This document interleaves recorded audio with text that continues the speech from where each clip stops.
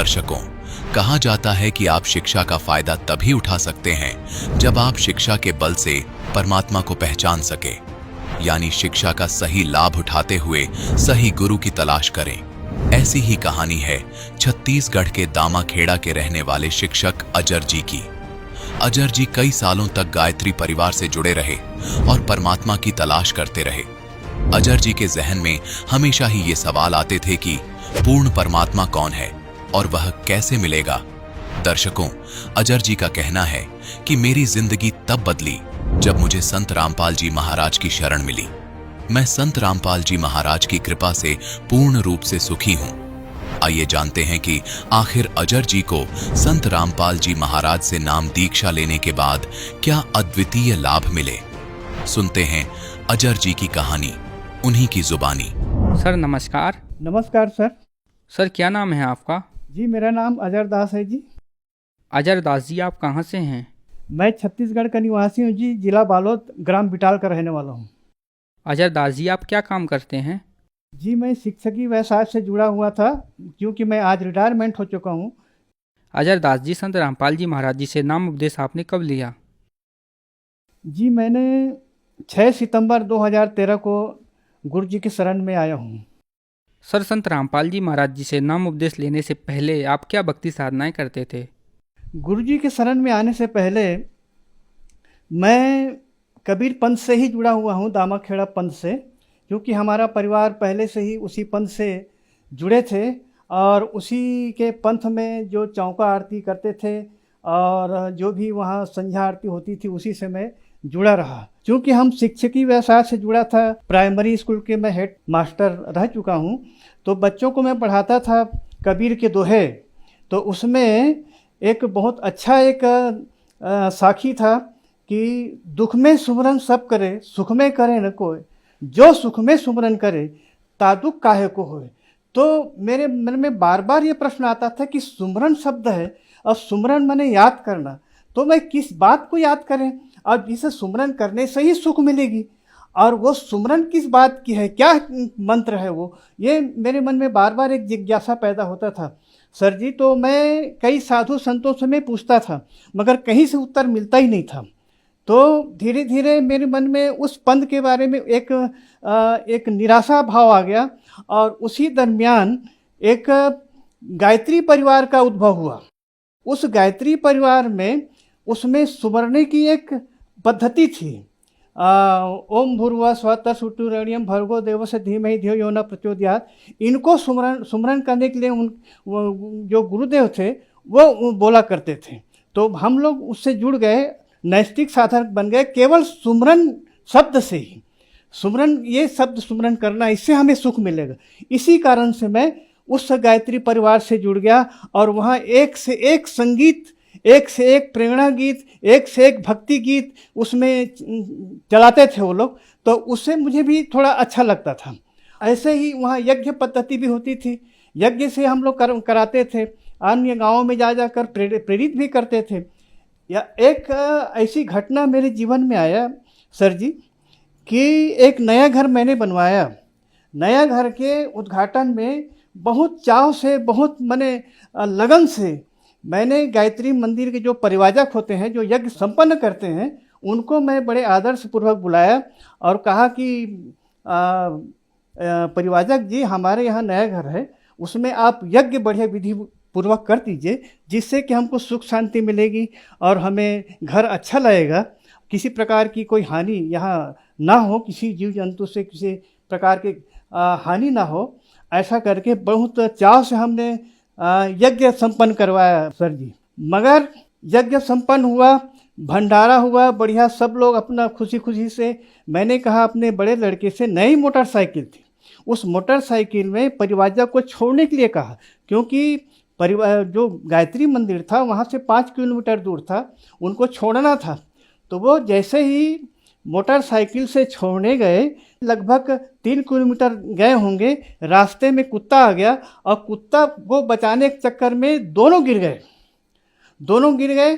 परिवाजक को भी चोट आई, मेरे बच्चे को भी चोट आई, मोटरसाइकिल में भी बहुत सारा नुकसान हो गया। तो जब घटने के बारे में मुझे जानकारी हुई तो मैं बहुत ही मायूस हो गया। मैं क्या बताऊं सर जी कि मैं गायत्री माता माता से ही ऐसा लगता है कि वो अपने बच्चों को बहुत अच्छा सुख शांति मिले, किसी प्रकार की आपदा से बचाए, मगर माता की हम भक्ति किए, यज्ञ किए, इसके बावजूद भी ये घटना घटित हो गई। ये तो मेरे मन में बहुत बड़ी एक परिवर्तन जैसा लगा। एक घटना से मैं बहुत ही विचलित हो गया मैं, और सोचने लगा कि वास्तव में गायत्री माता है कि नहीं। ये अपने बच्चों को भी मतलब परेशान करके रखती है, तो क्या मतलब ऐसे भक्ति करने से। और वहीं से मेरा मन उचाट हो गया इस लाइन से। और एक दिन अचानक टीवी के चैनल बदलते बदलते, क्योंकि मैं आध्यात्मिक लाइन से जुड़ा ही हुआ था, तो चैनल बदलते बदलते एक दिन गुरु जी का सत्संग चल रहा था, संत रामपाल जी महाराज जी का। क्योंकि मैं जानता नहीं था संत रामपाल जी महाराज को। 2013 के आसपास छत्तीसगढ़ में बहुत कम इनका प्रचार प्रसार था। तो उसमें एक कबीर सागर के बारे में उल्लेख था। चूँकि मैं कबीर पंथ से जुड़ा हुआ था दामाखेड़ा से, कबीर सागर के उसके चौपाई से, उनके साखी से, उनके शब्द से चूँकि मैं परिचित था। कबीर साहब से ही मैंने मान लो वो शब्द लिखा है, तो एक मन में एक अलग भाव आ जाता है।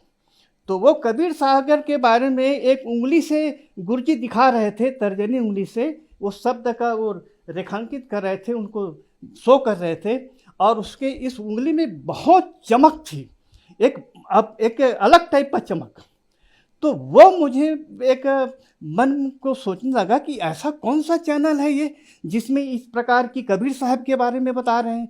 सभी चैनल वाले तो ब्रह्मा विष्णु महेश और ये दुर्गा के बारे में बताते हैं और भगवत गीता के बारे में बताते हैं, मगर बहुत कम ऐसी चैनल तो हुआ ही नहीं है जो कबीर साहब के बारे में बताएं। फिर लगातार मैंने 1 महीने तक के उनके सत्संग का लाभ उठाया और मुझे अच्छा लगा। वास्तव में ये ज्ञान बहुत ही ऐसा ज्ञान तो एक अनोखा ज्ञान है, आज तक ये ज्ञान मिला ही नहीं है। और ब्रह्मा विष्णु महेश तक ही हम लोग सीमित थे, और गुरुजी तो बहुत ऐसा ज्ञान बता रहे हैं कि आज तक ये ज्ञान हम लोग अछूते रहे।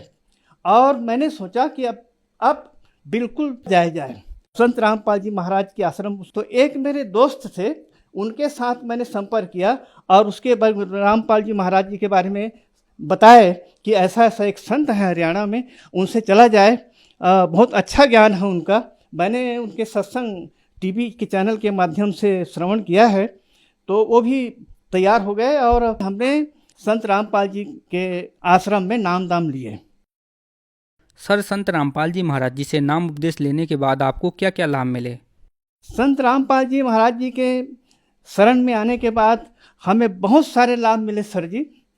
पहले तो हमें ये ज्ञान का जो हम जानते नहीं थे, हम यहीं तक स्वर्ग और नरक तक ही हम लोग जानकारी थी, और इस ज्ञान को मिलने के बाद हमें और मरने के बाद भी और कुछ है इसका हमें एहसास हुआ। और ये भी पता चला कि मनुष्य जन्म ही दुर्लभ है, मनुष्य जन्म में ही हमें मोक्ष प्राप्ति हो सकती है और किसी योनि में मोक्ष प्राप्ति संभव नहीं है। इसीलिए मनुष्य मानव जन्म दुर्लभ है, मिले न बारंबार, तरवर से पत्ता टूट गया बहुरन लागे डार। ये जो अमूल्य मनुष्य जन्म की जो कीमत है वो गुरुजी के शरण में आने से ही पता चला। और सर जी, मेरी पत्नी, नाम तो वो लिया नहीं था, मैंने नाम लिया था, और उनकी अचानक दर्द हो गई। दर्द होने से हमने डॉक्टरों के पास दिखाया। डॉक्टरों ने चेक करके कहा कि भाई इसमें गांठ है और इस गांठ को इनका बायोप्सी करना पड़ेगा। और वहाँ बहुत बड़े एक भिलाई में बहुत बड़ा पैथोलॉजी है, सुधीर पैथोलॉजी, वहाँ जाके ले जाना पड़ेगा। तो वहाँ से निकाल के दिए। वहाँ जाने के बाद वो लोग भेजे बॉम्बे, और वहाँ से फिर उनका चेक करके आए तो पता चला कि ऐसा कुछ नहीं है। जब ये लोग ले जाते थे तो चूँकि मैं गुरुजी के नाम दाम ले चुका था, तो मैं सुमरन करता था, हे बंदी छोड़ दया करना मालिक, हे बंदी छोड़ दया करना मालिक, यही मेरा एक प्रार्थना था। तो वास्तव में वहाँ से जब रिपोर्ट आता था उसमें कुछ मिलता ही नहीं था, मगर दर्द, चूँकि दर्द आराम होता ही नहीं था। फिर किसी दूसरे डॉक्टर के पास दिखाया तो वो भी बायोप्सी के लिए वहीं भेजते थे। वो भी वही था कि वो मेरा वही प्रक्रिया था, हे बंदी छोड़ दिया करना मालिक। ऐसा ही 3 डॉक्टरों से वापसी कराया, फिर भी वो उनका डॉक्टरों का ये मत ये रहा है कि ये कैंसर का संभवतः ये कैंसर हो सकता है, ये समझ के ये लोग बायोप्सी कराते थे, और मगर रिजल्ट कुछ भी नहीं आता था। अंत में जब तीसरा डॉक्टर के कराने के बाद उनको पता चला कि इसमें कैंसर के जैसा कोई लक्षण नहीं है, तब एक जो बहुत खतरनाक होने की संभावना थी, वो केवल पीप मैंने पल्स उसमें एक बदल गया, और उसको निकालने के बाद उनकी दर्द धीरे धीरे शांत होता गया। और ऐसा करने से आज भी वो किसी प्रकार की उस खतरा नहीं है, और बस स्वस्थ जीवन व्यतीत कर रही है। मेरी पत्नी की यह एक बहुत बड़ी लाभ हुई। मेरी लड़की है, मेरी लड़की 11 साल की उम्र में उनको एक हार्ट प्रॉब्लम था, बचपने से हार्ट प्रॉब्लम था, मगर 11 साल की उम्र में उनको ओपन हार्ट सर्जरी हुई थी मद्रास में, जो आजकल तमिलनाडु बोलते हैं, वहाँ पे तो उस समय तो ठीक थी। आज उनको करीब लगभग 39 साल व्यतीत हो गया है, मैंने ओपन हार्ट सर्जरी हुए, मगर फिर भी अब कुछ फिर उनके लक्षण दिखने लगे हैं। और मालिक से मैं बार बार अर्जी लगाता हूँ, प्रार्थना करता हूँ, हे बंदी छोड़, आप ही सबसे बड़े डॉक्टर हैं। अगर कोई इतने बड़े हॉस्पिटल हार्ट का सर्जरी होने के बावजूद भी अगर कुछ और होता है तो आपकी जिम्मेदारी है मालिक, आप ही उसको संभालेंगे, आप ही बचाएंगे, यही मेरा प्रार्थना होता है। मगर आज वो लड़की ठीक है और स्वस्थ है। अब नाम ले चुके हैं, दोनों भक्ति कर रहे हैं और गुरु जी के शरण में हैं।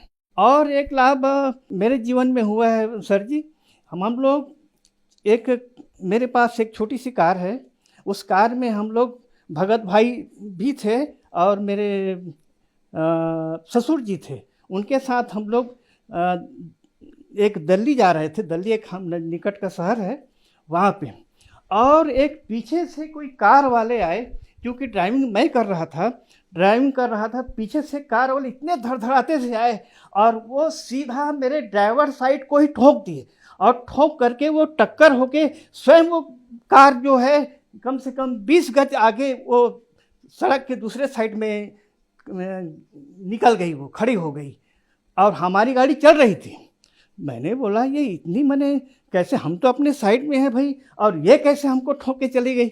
ऐसा करके अब जब हम लोग खड़े हुए और वो गाड़ी वहीं पे एक्सीडेंट होके चली गई, गिरे जैसा हो गया था, और हम आके जाके हम जहाँ पे रुकना था वहाँ रुके। तब वो देखे उतर के तो ये पूरा ड्राइवर साइड का जो फाटक है वो पूरा चपट गया था, और हल्का सा मुझे, क्योंकि कुछ ना कुछ खिड़की खुला रहता है, तो यहाँ पे थोड़ा सा टच हुआ था, ज़्यादा मुझे एहसास नहीं हुआ। वो भी वास्तव में उस दिन ड्राइवर का मरना ही था, इतनी बड़ी ठोकर थी कि उस ठोकर को गुरुजी ने बहुत ही आसान कर दिया। और मुझे आज याद आता है, ये वाकई गुरुजी की बहुत बड़ी मुझ पर कृपा हुई है, मुझे एक जीवन दान मिला है, ये मुझे एहसास होता है आज। सर, संत रामपाल जी महाराज जी की शरण में आने के बाद आपको बहुत सारे लाभ प्राप्त हुए। संत रामपाल जी महाराज जी के विषय में एक धारणा है कि संत रामपाल जी महाराज से जो अनुयायी जुड़ते हैं वो अंधश्रद्धा भक्ति के तहत जुड़ते हैं। आप एक हेड मास्टर हैं, आपको देख करके ऐसा नहीं लगता है कि आप भी संत रामपाल जी महाराज जी से अंधश्रद्धा भक्ति के तहत जुड़े होंगे? सर, ये बातें कहाँ तक सही हैं? अंधश्रद्धा वाली बात नहीं है सर जी, गुरुजी के ज्ञान में प्रबलता है, उसमें उनके ज्ञान में इतनी माने एक शक्ति है कि उसमें अंधश्रद्धा वाली बात नहीं, उनके ज्ञान ही अनोखी है। वो ज्ञान समझने के बाद उसमें जरा भी कहीं गुंजाइश नहीं है, बिल्कुल साफ क्लीन पारदर्शिता है उसमें। जरा भी उसमें कहीं हमने उनका देखा देखी जुड़ गए या उसने हमारे वो बड़ा साहब जुड़ गए तो हम भी जुड़ जाएं, ऐसा वाली जरा भी इसमें किंचित मात्र भी जगह नहीं है। बिल्कुल ज्ञान एकदम उच्च कोटि का है, क्वालिटी है इसमें, और जिस क्वालिटी ज्ञान को समझ लिया उनका तो बेड़ा पार सुनिश्चित है। सर, संत रामपाल जी महाराज जी से नाम उपदेश कैसे प्राप्त कर सकते हैं? संत रामपाल जी महाराज की जुड़ने का कई माध्यम है आज के तारीख में, और सरल माध्यम है। आज कई ठो चैनल में गुरुजी के सत्संग चलते हैं, और उसके नीचे सत्संग में स्क्रीन में एक पीली पट्टी चलती है, उसमें कई ठो कांटेक्ट नंबर है नाम दीक्षा लेने का, और उससे आप कांटेक्ट करके कहीं निकट के नाम दीक्षा केंद्र का एक लोकेशन बता दिया जाएगा और उसमें आप नाम दीक्षा केंद्र बड़े आसानी से ले सकते हैं। इसके अलावा और सोशल मीडिया के तहत कई ठो ऐप है, फेसबुक है, इंस्टाग्राम है, ट्विटर है, इसमें भी गुरुजी के सत्संग चलते हैं, गुरुजी के कई ठो उसमें ज्ञान की बातें हैं, उससे भी आप जुड़ सकते हैं, उससे भी आप लाभ उठा सकते हैं। धन्यवाद सर। धन्यवाद।